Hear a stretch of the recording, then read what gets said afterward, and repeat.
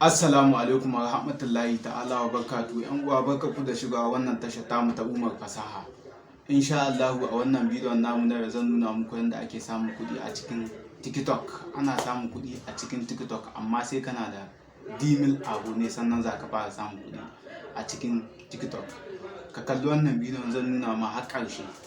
Na gode.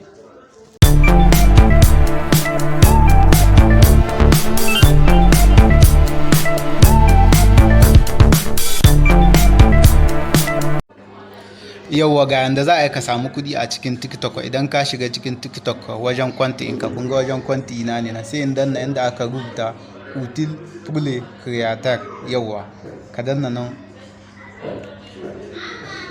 Yauwa idan ka danna nan sai mu jira ya buɗe.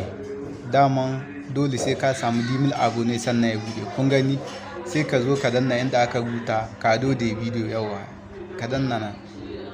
Idan ka danna nan sai ka jira ya bude. Dole sai ka samu dimil abu ne sannan zai bude ka fara samun kuɗi a cikin TikTok.